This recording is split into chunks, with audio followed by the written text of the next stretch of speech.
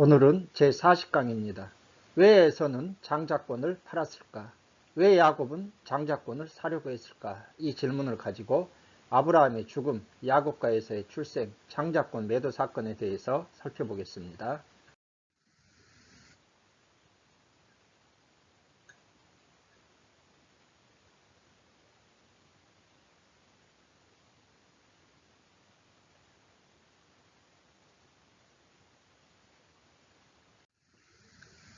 첫째로 아브라함의 죽음입니다.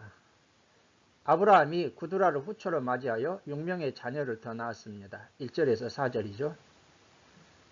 아브라함은 사라의 죽음 후 이삭을 결혼시키고 한 140세 경으로 봅니다. 35년을 더 살다가 175세에 죽었습니다. 그두라를 후처로 맞이했습니다. 이 그두라는 하갈처럼 아브라함 가정의 여종이었다가 사라가 죽은 후 아브라함과 결혼했다 이렇게 견해가 있는데 랑게라는 신학자가 주장했습니다. 6명의 자녀를 더 낳았습니다. 시므란, 욕산, 무단, 미디안, 이스박, 수아 이들은 오늘날 아랍 족속의 조상이죠. 욕산이 스바와 드단을 낳았고 드단은 아스르, 루두시, 루미를 낳았습니다. 이 6명의 자녀들 중에서 욕산과 미디안이 강조되고 있죠. 미디안은 에바, 에벨, 하녹, 아비다, 알디아 이렇게 나왔는데 욕산과 미디안이 자세히 언급되고 있는 것은 앞으로 이들이 이스라엘과 많은 관련이 있기 때문입니다. 아수르는 계속해서 이스라엘을 쳐들어왔는데 북이스라엘을 멸망시켰고 미디안은 또 이스라엘과 굉장히 많은 밀접한 관련이 있습니다. 요셉이 팔려갈 때 미디안 상인들에 의해서 팔려갔고 모세는 미디안 이드로의 딸과 결혼했습니다. 아브라함이 죽기 전 집안 정리를 합니다. 5절을 보게 되면 이삭에게 모든 소유를 물려주었다고 했습니다. 이것은 어떤 의미가 있을까요? 이삭이 언약의 계승자이다 이것을 선포하고 있는 것이죠. 뿐만 아니라 서자들에게도 재산을 주어 이삭을 떠나 동쪽으로 가게 했다고 6절은 기록하고 있습니다. 이 서자들은 누구입니까? 하갈과 구두라가 낳은 자녀들이죠. 왜 이렇게 서자들에게도 재산을 주어 이삭을 떠나 동쪽으로 가게 했을까요? 이삭과 분쟁을 미연에 방지하기 위해서입니다. 재산과 여러 가지 땅을 가지고 분쟁을 할 거 아니에요. 그리고 동쪽으로 가게 했습니다. 동쪽이라는 것은 아라비아 지역입니다. 아브라함이 죽어 막벨라 굴에 장사됩니다. 이때 아브라함의 나이는 175세가 되겠습니다. 8절을 보게 되면 나이가 높고 늙어서 기운이 다하여 죽었다고 했습니다. 높고 히브리 원어로 토부, 좋은, 선한, 즐거운, 선, 이익, 번영, 복지입니다. 창세기 1장에서 하나님께서 천지를 창조하시고 보시기 좋았다고 했을 때가 토부입니다. 선과 악의 나무에서 선이 토부입니다. 그래서 나이가 높고 늙어서 기운이 다하여 죽었다는 것은 그 이유가 아브라함이 하나님의 은혜, 축복으로 만족할 만한 인생, 좋은 인생, 선한 인생, 즐거운 인생을 살다가 복된 죽음을 맞이했다는 의미입니다. 이유가 뭐라고요? 하나님의 은혜와 축복입니다. 이삭과 이스마엘이 막벨라 굴에 장사합니다. 사라도 여기에 장사했는데 아브라함도 이곳에 장사되고 나중에 이삭과 리브가 그리고 또 야곱과 레아도 이곳에 장사됩니다. 아브라함이 죽음 후 하나님께서 이삭에게 복을 주셨습니다. 11절이죠. 이것은 하나님께서 이삭이 언약의 계승자이다. 아브라함을 이은 언약의 계승자임을 확인하시고 인치신 것이죠. 이제 아브라함의 죽음으로 이삭의 시대가 열리고 있습니다. 이삭은 아브라함에게도 언약의 계승권자로 인정받았고 하나님께도 언약의 계승권자로 인정받았습니다. 이삭이 부엘라 헤로이 근처에 거주하게 됩니다. 부엘라 헤로이의 위치입니다. 부엘라 헤로이가 지금 이곳입니다. 부엘라 헤로이, 이삭이 이제 이곳에 살게 되는데 이 네게브 지역이라는 것은 유대 광야, 유대 남쪽에 있는 광야 지대를 가리키고 그 네게브 지역에 부엘라 헤로이가 있는 것이죠. 천사가 하갈에게 이스마엘을 잉태하리라는 소식을 들려준 것입니다. 그리고 아까 아브라함이 서자들을 동쪽으로 가서 살게 했다는 것은 말씀드릴 때 아라비아 쪽이라 했잖아요. 바로 아라바가 이곳입니다. 두 번째로 이스마엘 자손들의 족보에 대해서 살펴보겠습니다. 이스마엘 자손들을 소개하고 이스마엘이 137세에 죽었다고 기록하고 있습니다. 그런데 이스마엘의 아들들 12명을 소개하고 있습니다. 그 이유가 무엇일까요? 이삭에 대해서 본격적으로 소개하기 전 이스라엘과 이삭과 밀접한 관련이 있던 이스마엘의 후예들을 정리하고 있는 것이죠. 이스마엘도 아브라함의 후손이기 때문입니다. 12절은 사라의 여종 애굽인 하갈이 아브라함에게서 낳은 이스마엘의 족보라 기록하고 있습니다. 하나님께서 하갈과 아브라함에게 하신 약속이 성취된 것을 보여줍니다. 하갈에게 한 약속의 성취이죠. 16장 12절에서 이스마엘이 모든 형제와 대항해서 살리라 하갈에게 그렇게 천사가 말해주었잖아요. 그런데 25장 18절에 그 모든 형제의 맞은편에 거주했다고 기록하고 있습니다. 대항해서 맞은편에 히브리 원어로 파님입니다. 얼굴이란 뜻이죠. 모든 형제와 맞서서 대항해서 모든 형제와 원수되어 살 것이라는 의미입니다. 그래서 이스마엘의 후예들인 아랍 족속과 이삭의 후예들인 이스라엘은 오늘날까지 대항해서 그렇게 살고 있는 것이죠. 아브라함에게 한 약속이 성취입니다. 17장 20절에서 12두령을 낳고 큰 나라가 되게 할 것이다. 아브라함에게 이스마엘의 후손들에 대해서 이렇게 복을 주실 것이라 말씀했는데 25장 16절에 이스마엘 아들들의 12 지도자들이었더라. 이렇게 아브라함에게 한 약속이 성취된 것을 성경이 기록하고 있습니다. 이걸 통해서 우리는 하나님은 약속을 신실하게 성취하시는 분이다. 이 사실을 또한 깨달을 수가 있습니다. 세 번째로 야곱과 에서의 출생입니다. 이삭이 기도함으로 리브가가 임신했다고 21절은 기록합니다. 이삭이 40세에 결혼해서 60세에 리브가가 야곱과 에서를 출산했으므로 리브가는 근 19년간 불임 상태에 있었다는 것이죠. 이러한 아내를 위해서 이삭이 간구했습니다. 아타르, 기도하다, 간구하다. 이삭이 간절히 기도하니까 하나님께서 이삭의 간구를 들으시고 리브가가 임신했습니다. 야곱과 에서의 출생은 순전히 하나님의 은혜인 것이죠. 그런데 태 속에서 서로 막 싸우게 됩니다. 그러자 리브가가 여호와께 묻습니다. 태 속에서 서로 싸웠다고 했습니다. 라차츠, 으깨다, 부수다, 압제하다. 태아들이 리브가의 뱃속에서 얼마나 격렬하게 요동쳤는지 라차츠, 으깨다, 부수다, 막 압제하다는 이러한 단어를 사용했습니다.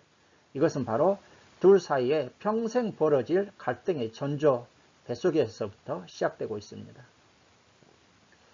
이런 경우는 내가 어찌할꼬 복중 태아의 격렬한 요동에 리브가가 놀라서 외친 말이죠.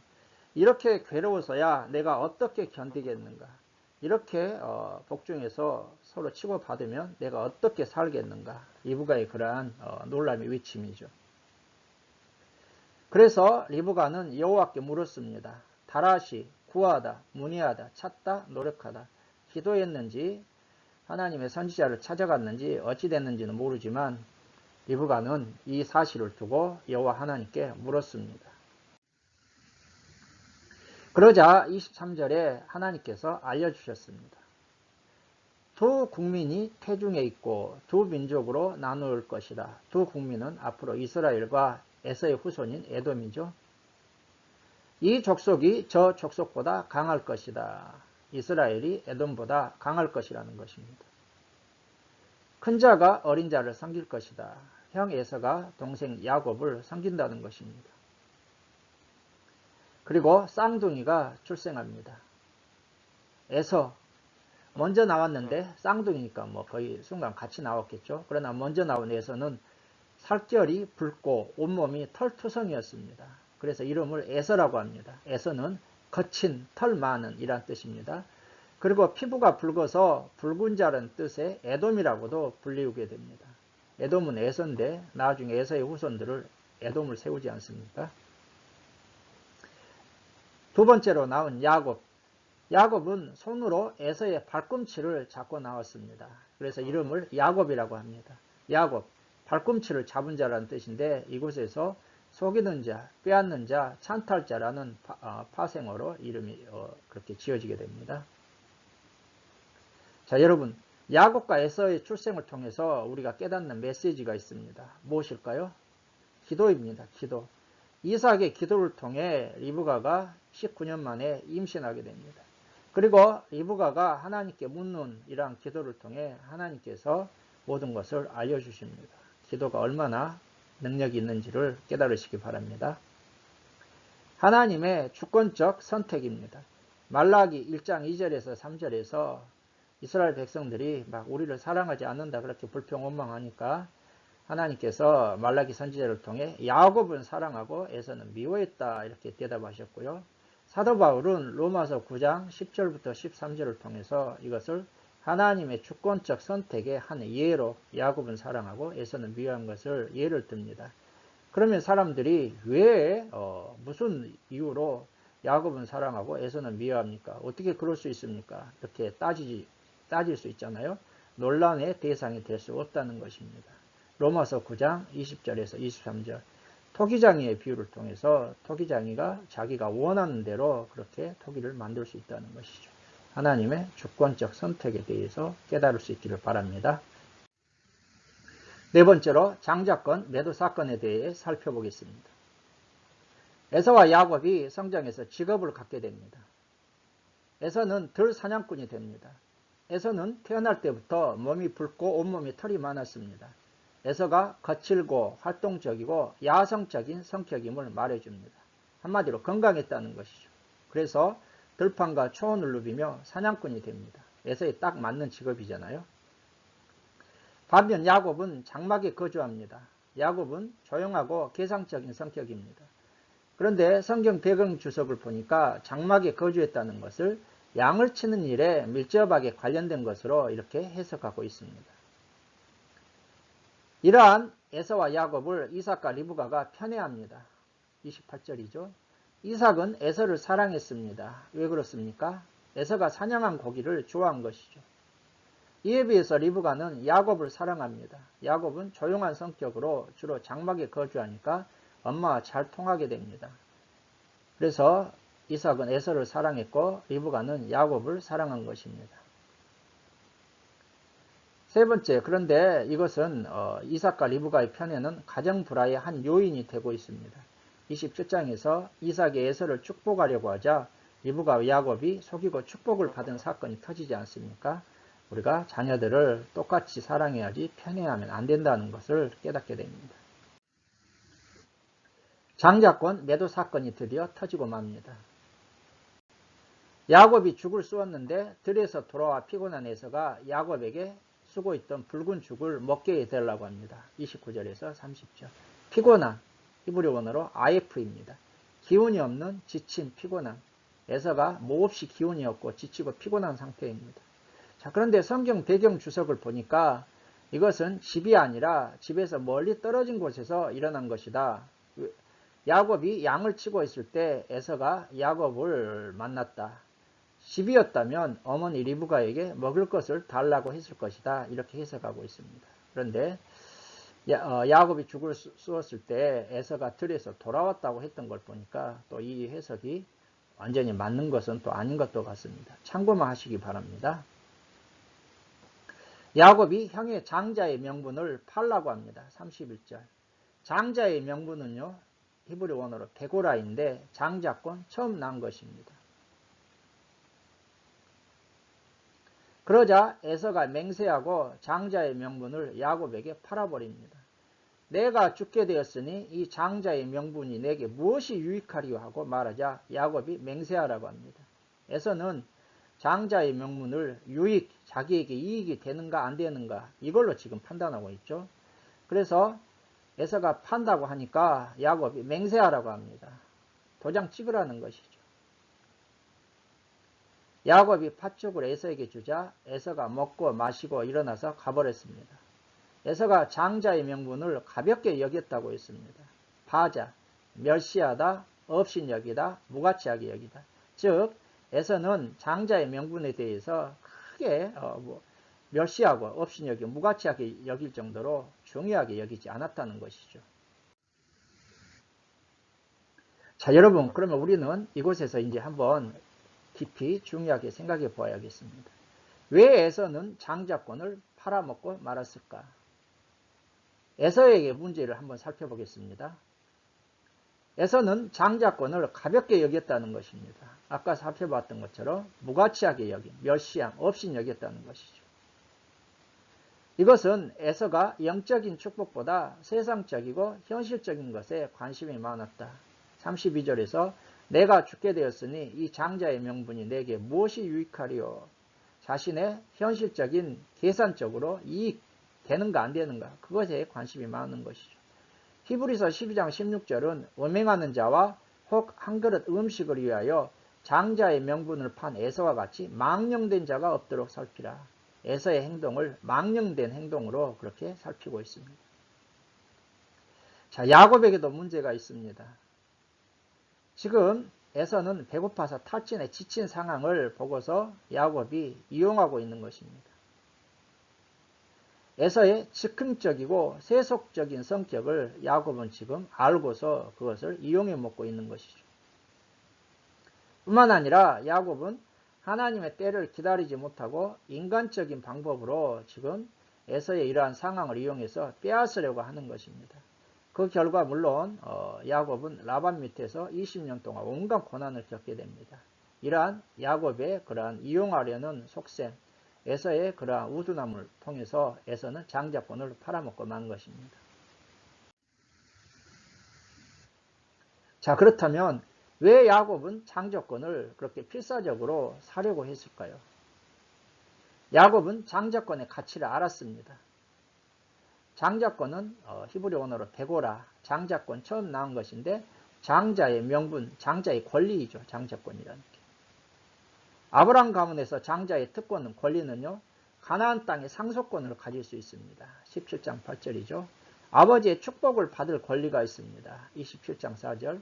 또한 자신이 후계자 아들을 축복할 권리가 있습니다. 그래서 아브라함 가문에서 장자권의 특권은 가나안 땅을 물려받을 수 있는 상속권, 언약의 계승자이죠. 그리고 언약의 계승자로서의 축복을 받을 권리가 있고 또 자신이 다음 아들에게 언약의 계승자로서 축복할 권리가 있는 것입니다. 모세 율법에서는 장자권에 대해서 명문화했는데 아버지의 권위를 계승하고 아버지의 재산 두 몫을 상속받습니다. 장자는 가정에서 하나님께 제사를 드릴 때 제사 직무를 수행하게 됩니다. 이 모든 것이 다 장자권에서 나오는 것이죠. 그런데 여러분, 중한 죄를 지으면 장자권은 박탈되거나 교환될 수 있었습니다. 역대상 5장 1절에 보게 되면 루벤이 서모를 침상해서 범한 그 사건 때문에 루벤이 장자권을 박탈당하고 요셉에게 장자권이 그렇게 넘어갔다고 역대상 5장 1절이 기록하고 있는 것이죠. 왜 야곱은 장자권을 그렇게 필사적으로 사려고 했습니까? 장자권을 중요하게 여겼다는 것입니다. 에서는 장자권을 가볍게 여겼으나 야곱은 중요하게 여겼습니다. 장자권은 하나님의 축복과 관련되어 있기 때문이죠. 결국 야곱은 하나님의 축복, 영적인 축복을 중요하게 여겼습니다. 에서는 이것을 무가치하게 여겼습니다. 그러나 야곱이 장자권을 에서로부터 사려는 인간적인 방법은 잘못되었습니다. 그래서 나중에 혹독한 대가를 치르게 됩니다. 우리는 이 사실을 통해서 하나님의 축복과 영적인 것을 우리가 중요하게 여기고 그것을 사모해야 되지만 그것을 이루는 방법과 과정도 하나님의 뜻에 합당해야 된다. 귀한 그러한 메시지를 깨달을 수 있기를 바랍니다. 마지막으로 장자권 매도 사건의 영적인 의미와 적용입니다. 장자권의 영적인 의미가 무엇일까요? 구약에서는 이스라엘 백성들입니다. 출애굽기 4장 22절 너는 바로에게 이르기를 여호와의 말씀에 이스라엘은 내 아들 내 장자라고 했습니다. 그래서 이 장자권은 물론 장자들을 의미하지만 영적인 의미에서 이스라엘 백성 전체가 가질 수 있는 그러한 권리, 그러한 신분이라고 할 수가 있고요. 또 구약교회 사도행전 7장 38절에서 스데반이 설교하면서 구약교회, 광야교회라고 해서 구약교회라고 했습니다. 신약에서는 예수님을 믿고 구원받은 공동체, 신약교회라고 할 수 있습니다. 빌립보서 3장 20절에서 사도 바울이 성도는 천국 시민권자라고 했습니다. 그래서 장자권은 구원받은 백성들이 누리는 천국 시민권이라고 그렇게 우리가 볼 수가 있는 것이죠. 장자권을 매도한다는 의미가, 영적인 의미가 무엇일까요? 에서는 장자권을 가볍게 여겨 팔아버렸습니다. 에서에게 있어서는 장조로서의 권리이죠.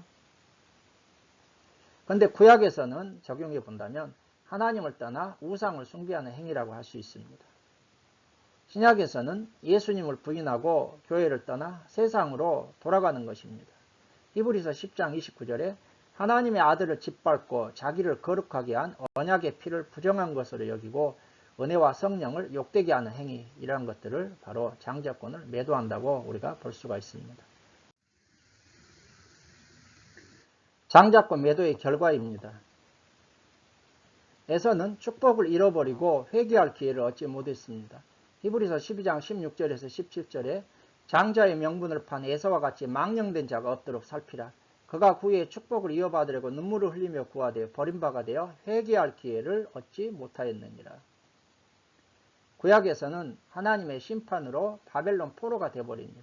우상 숭배하고 하나님을 떠난 결과 하나님의 심판으로 바벨론 포로가 되고 이방 민족들의 침략에 시달리게 되는 것이죠. 신약에서는 하나님의 징계를 받는다고 했습니다. 히브리서 12장 5절에서 11절 하나님의 징계를 받게 되고요. 회개할 기회를 상실합니다. 히브리서 6장 4절에서 6절에 보게 되면 타락한 자들, 신령한 은혜를 맛보고 하나님께 소속되어 있다가 그것을 또 타락한 자들은 다시 새롭게 하여 회개하게 할 수 없나니 이는 그들이 하나님의 아들을 다시 십자가에 못 박아 드러내놓고 욕되게 함이라 그렇게 말씀하고 있습니다. 장자권 매도의 결과, 예수님의 그런 은혜를 부정하고 세상으로 돌아간 결과는 이렇게 하나님의 징계를 받게 되고 또 극단적인 경우에는 회개의 기회를 상실하게 되는 것이죠. 결론입니다. 우리는 에서가 장자권을 팔아먹고서 회개할 기회를 얻지 못하고 그 모든 은혜를 잃어버리고 구약과 신약의 이러한 경고를 통해서 하나님의 자녀로서의 장자권, 천국 시민권을 정말 야곱처럼 중요하게 여기고 또한 깨어서 믿음에 굳게 서서 죄악과 세상을 이기고 승리해야 한다. 이 귀한 그런 메시지를 깨닫고 항상 삶에서 적용하는 복된 분들이 되시기를 주의 이름으로 축원합니다. 여러분, 저는 오늘 강의를 시작하면서 왜 에서는 장자권을 팔았을까? 왜 야곱은 장자권을 사려고 했을까? 이 질문을 드렸습니다. 이 질문에 대한 해답을 얻으셨습니까? 예, 왜 에서는 장자권을 팔았다고요? 에서의 문제와 야곱의 문제에 대해서 살펴보았고, 왜 야곱은 장자권을 사려고 했다고요? 장자권의 가치를 알았고 장자권을 중요하게 여겼다는 것입니다. 여러분, 이렇게 해서 오늘 강의를 끝마치겠습니다. 다음 강의에서는 이제 그랄에서 이삭과 그리고 또한 아비멜렉의 그러한 문제에 대해서 살펴보겠습니다. 오늘 강의를 시청해 주신 여러분들께 감사를 드리고 다음 강의에서 찾아뵙도록 하겠습니다. 감사합니다.